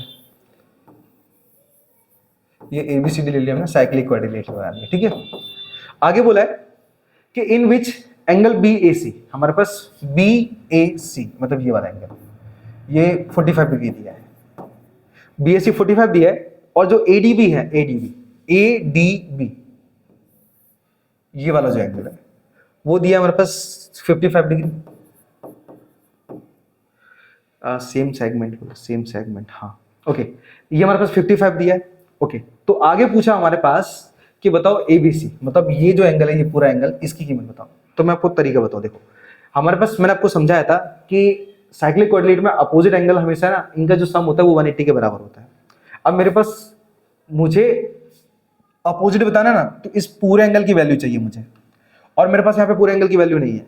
लेकिन यहाँ पे साइक्लिक कोऑर्डिनेट का एक रूल आता है, सेम सेगमेंट वाला, ठीक है। सेम सेगमेंट वाला क्या बोलता है कि जैसे हमारे पास जिस डायरेक्शन में, देखो ये डायरेक्शन में हमारे पास ये एंगल 45 है, और सेम उसी डायरेक्शन में हमारे पास ये एंगल दिया है, तो इसकी कीमत इसके बराबर होगी बाय सेम सेगमेंट। क्या होगा? Same segment.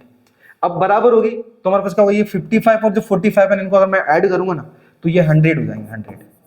और मैंने क्या समझाया था कि अपोजिट एंगल का सम क्या होता है, 180 होता है। तो अगर मैं उस 180 में से अगर एक को माइनस करूंगा ना, तो ये हमारे पास आंसर 80 आएगा। ठीक है, अब देख सकते हो ऑप्शन नंबर सी हमारा राइट है, 80। आई होप क्लियर हो गया हो।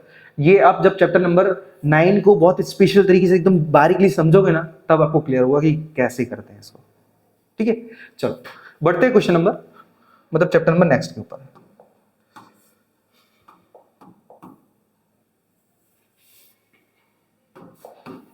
और रियल में बोल रहा हूँ, अगर वीडियो अगर अच्छी लग रही हो, समझ में आ रहा है प्रॉपर तरीके से, तो कमेंट कर देना, जिससे मेरा भी मोटिवेशन बढ़ता है और आप लोगों के लिए भी जल्द से जल्द वीडियो आते रहेंगे। ठीक है, तो कमेंट करते जाओ जितना हो सके, जो भी डिमांड हो, एक तरीके से साइंस एसएस फलाना ठिकाना, जो भी एक तरीके से। ठीक है, चल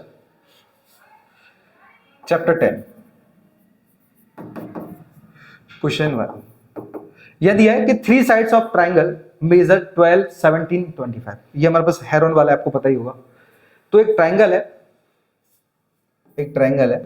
इस ट्राइंगल में 3 साइड दी गई है, 12, 17 और 25 मेजरमेंट वाली। अब बोला है कि इस ट्राइंगल का जो एरिया है वो 90 है, एरिया हमारे पास दिया है ना, वो 90 सेंटीमीटर स्क्वायर दिया है। बोला then the length of the longest altitude. अब बताना कि लॉन्गेस्ट एल्टीट्यूड की वैल्यू क्या होगी। ओके, लॉन्गेस्ट एल्टीट्यूड,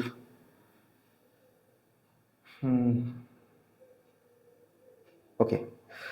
ट्रायंगल के अंदर एक रूल होता है, अगर मैं आपको अच्छे से समझा दूं तो, ट्रायंगल के अंदर एक रूल होता है कि जो अगर बेस छोटा होगा ना, बेस जितना छोटा होगा ना, उसके ऊपर उतनी ही ज्यादा लेंथ वाला क्या होगा, अल्टीट्यूड होगा, यानी परपेंडिकुलर होगा। ठीक है, तो हमें क्या करना है, यहाँ पे फॉर्मूला लगाता है ना, एरिया वाला फॉर्मूला होता है 1/2 इंटू बेस इंटू हाइट। ठीक है, लंबी हाइट वाला चाहिए, इसलिए मैं ये फॉर्मूला यूज कर रहा हूँ। एरिया कितना दिया हमारे पास, 90 दिया है, इक्वल टू 1/2 इंटू, अब देखो हमारे पास बेस कोई भी, मैंने बोला अभी बेस छोटा होना चाहिए, बेस सबसे छोटा कौन सा, देखो 12 है, तो लिखोगे 12, और हमें निकालना है क्या, हाइट निकालना है। ठीक है, तो पहले मैं 12 मतलब 2 से 12 को 6 टाइम में कैंसिल कर देता हूँ। ठीक है, 2 से 12 को 6 टाइम में कैंसिल कर देता हूँ। अब यहाँ पे 3 2 जा 6, 3 2 जा 6, और यहाँ पे 3 3 जा 9। ठीक है, अब ये कितना बचा हमारे पास, 30 बचा, एंड इक्वल टू यहाँ पे बचा 2 इंटू हाइट बचा, 2 से इसको कैंसिल करेंगे 15 आएगा, मतलब सबसे बड़ी जो हाइट होगी वो 15 सेंटीमीटर की होगी। ठीक है, जो कॉन्सेप्ट बताया वो समझ लेना, खाली कॉन्सेप्ट समझ लिया मतलब ये क्लियर हो जाएगा। जितनी शॉर्टेस्ट बेस की हाइट होगी ना, बेस की, उतना ही ऊपर अल्टीट्यूड ज्यादा लंबा होगा। तो वही लिया मैंने, फॉर्मूला लिया, सबसे शॉर्टेस्ट हाइट 12 थी, इसे काटा, आप कैसे भी कैलकुलेशन कर सकते हो, आप ऐसे भी कर सकते हो, 90 equal to 1/2 into 12 into H. अब देखो ये हमारे पास 90 और ये डिवाइड में 2, तो वो मल्टीप्लाई में चला जाएगा, क्योंकि आपने रूल पढ़ा हो ना, जो डिवाइड में होता है वो मल्टीप्लाई में पहुंच जाता है, जो मल्टीप्लाई में होता है वो डिवाइड में आ जाता है वही। अब जो मल्टीप्लाई में वो कहाँ चला जाएगा, डिवाइड में चला जाएगा फिर सीधा, एंड इक्वल टू आ जाएगा एच। अब 2 से 12 6 टाइम में कैंसिल हो गया, 3 2 जा 6, 3 2 जा 6, 3 3 जा 9, 0 एच आ जाएगा। अब 2 से इसको कैंसिल करेंगे 15 तब भी आ जाएगा, तो h बराबर 15 ही आने वाला है, आप कैसे भी सवाल करो। चलो, आई होप 10 का पहला क्वेश्चन भी क्लियर हो गया। बढ़ते क्वेश्चन नंबर सेकंड की तरफ। ओके, अब सेकंड क्वेश्चन में क्या बोला पहले समझ लेते हैं कि इन अ ट्रायंगल एबीसी, हमारे पास एक ट्रायंगल एबीसी दिया है, ये ट्रायंगल एबीसी दिया है, A B C. A B की लेंथ हमारे पास 10 सेंटीमीटर है, बीसी की 16 सेंटीमीटर, बीसी ये नहीं है सॉरी, बीसी की 16 सेंटीमीटर और एसी की 20 सेंटीमीटर है। बोला हमारे पास कि देन सेमी पैरामीटर निकालो। तो याद रखना सेमी पैरामीटर का फॉर्मूला होता है, सेमी लिख दो, सेमी पैरामीटर का फॉर्मूला होता है पैरामीटर अपॉन में 2 होता है, ठीक है, या फिर हाफ पैरामीटर भी लिख सकते हो। ओके, अब सेमी पैरामीटर निकालना मुझे, सेमी पैरामीटर मैं एस से भी शो कर सकता हूं, याद रखना एस हमारा सिंबल है। अब पैरामीटर का रूल क्या होता है हमारे पास, जितनी भी साइड उनका सम, तो देखो 16 पहले इनको ऐड कर लेते हैं, 20 और 10 30 और 16 के वापस 30 और 16 46 हो जाएगा। तो 46 डिवाइड बाय 2, 2 2 जा 4, 2 3 जा 6, 23 हमारे पास सेमी होगा 23। अब देख सकते हो हमारे पास 23 सेकंड। बहुत सिंपल एक तरीके से बता रहा हूं। हाँ चलो तीसरा रूल, अब triangle ABC is an equilateral triangle and it's perimeter is 60 centimetre. Okay, समझना एक तरीके से, हमारे पास पैरीमीटर 60 है। इक्विलेटर का मतलब समझ रहे हो क्या होता है? इक्विलेटर का मतलब जिसकी तीनों साइड इक्वल होती हो। अब जैसे मैंने इस साइड को x माना है तो तीनों साइड को x मानना पड़ेगा। अब मैं अगर पैरीमीटर निकालूं, पैरीमीटर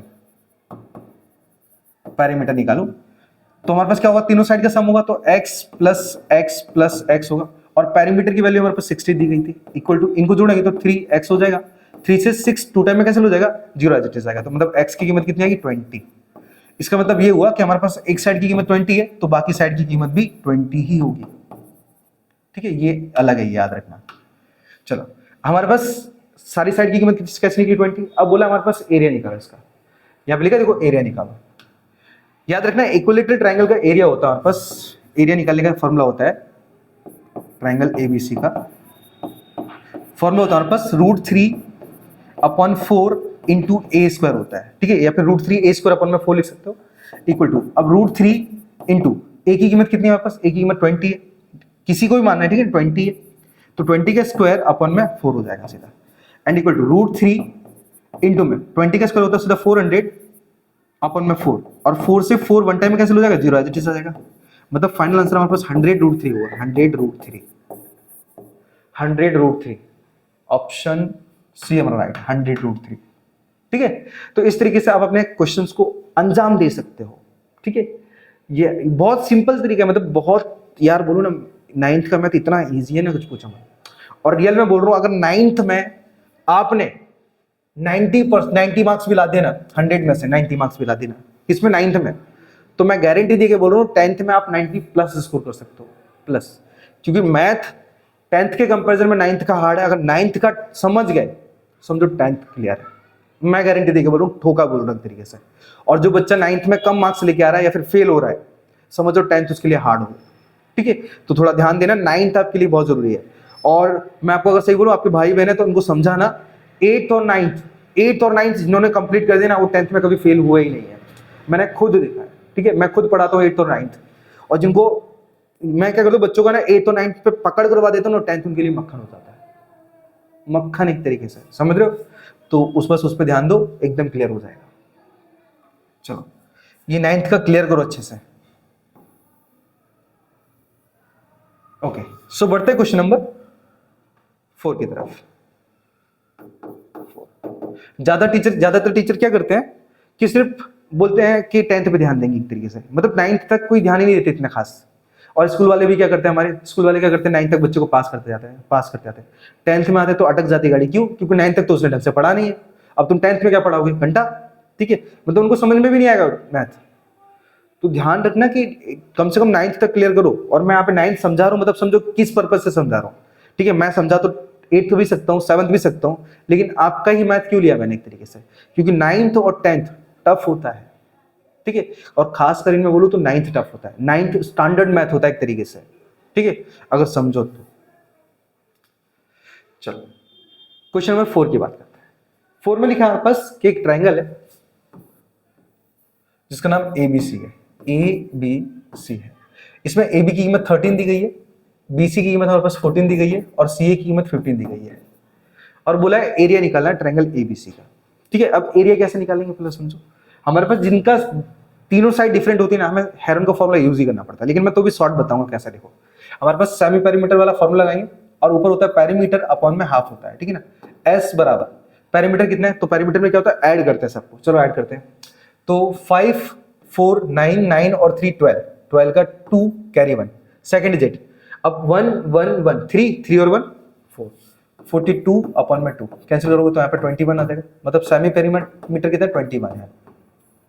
अब इनको क्या करते थे हम, ए बी सी मानते थे, ए बी और सी मानते थे इनको। चलो एस माइनस ए निकाल लेते हैं, तो एस कितना हमारे पास 21 माइनस ए की कीमत कितनी 13, माइनस करते हैं 11 में से 3 जाएगा, 11 में से 3 जाएगा तो हमारे पास बचेगा 8, ठीक है।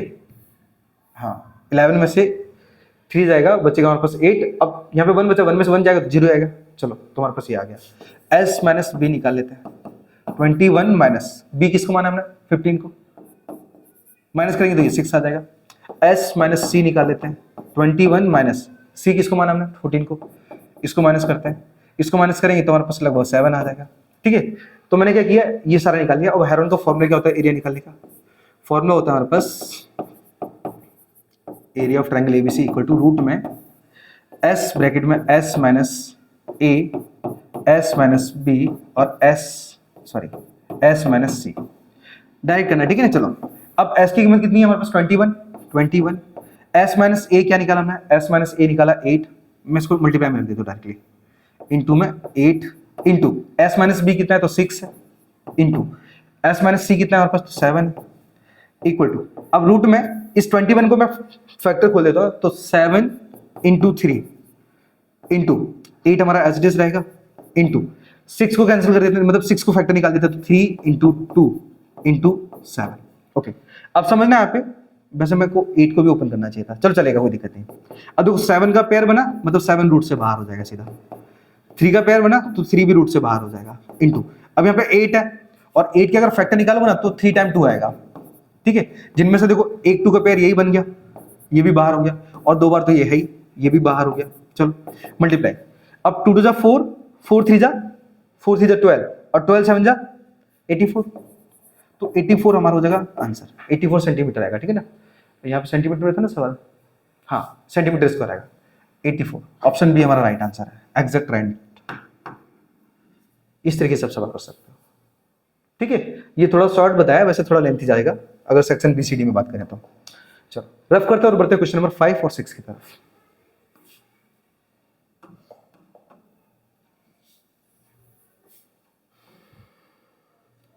क्वेश्चन 5 में बोला गया हमारे पास, according to Heron formula the area of equilateral triangles having each sides A. Okay हमारे पास फॉर्मूला होगा हमारे पास ये, ऑप्शन डी हमारा राइट आंसर होगा। अब मैंने तो आपको झटके में बता दिया, लेकिन आपको कैसे बताना, देखो हमारे पास समझो कि एक ट्रायंगल है, ट्रायंगल में साइड क्या है ए बोला है और इक्विलेटरल ट्रायंगल बोला, देखो इक्विलेटरल ट्रायंगल तो तीनों साइड क्या होगी हमारे पास ए ही होगी, ठीक है ए। अब हमारे पास समझना एक तरीके से, अगर मैं यहाँ पे पैरीमीटर निकालूंगा, पैरीमीटर मतलब सॉरी सेमी चाहिए हमें, पैरीमीटर तो मतलब ही नहीं है, तो पैरीमीटर क्या होगा 3a अपॉन में a होगा, इसी के हिसाब से कर लो क्या,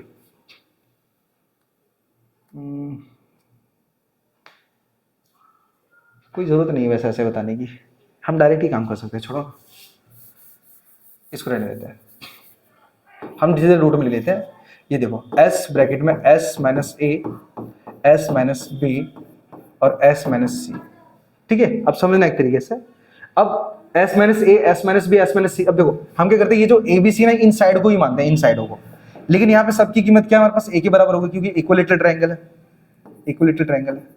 तो हमारे पास देखो दोनों कीमत, जब क्या होता है हमारे पास कोई दो कीमत सेम होती है और रिपीट होती है ना, तो वो क्या होता है वन टाइम बाहर आ जाती है, मतलब s माइनस ए बाहर आ जाएगा सीधा, तो अंदर क्या बचेगा सीधा, तो s ब्रैकेट में s माइनस ए बचेगा, ये आपका आंसर फाइनली हो जाएगा, ठीक है।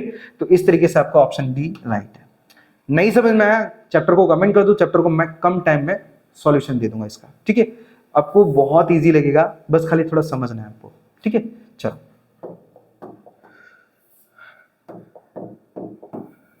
क्वेश्चन नंबर 6 की बात करो, 6। अब 6 में क्या लिखा पहले समझना, ठीक है। और यहां अगर मैं ज्यादा जल्दी बोल रहा हूं या फिर मतलब मैं आपको डीप नहीं करवा पा, मतलब एक्सप्लेन कर पा रहा हूं, या फिर मतलब मैंने आपको समझ में नहीं आ पा रहा है, कुछ भी अगर आपके पास रीजन हो एक बार कमेंट कर देना, मैं कमेंट पढ़ते रहता हूं, उसका रिप्लाई भी करूंगा और हो सकेगा तो वो उस चीज को इम्प्रूव भी करूंगा, ठीक है। आपको नहीं समझ में आ रहा तो और डिटेल में बताऊं ऐसा, तो सेक्शन बीसीडी पढ़ा है, बीसीडी बहुत ज्यादा इंपॉर्टेंट है हमारे लिए, ठीक है। सेक्शन एक है साथ साथ, तो मैं ऐसा होगा तो उस जो बीसीडी के अंदर उसमें इंप्रूव कर दूंगा जो भी एक तरीके से, मेरी मिस्टेक है, वो भी आप कमेंट कर सकते हो, कोई दिक्कत नहीं है, ठीक है।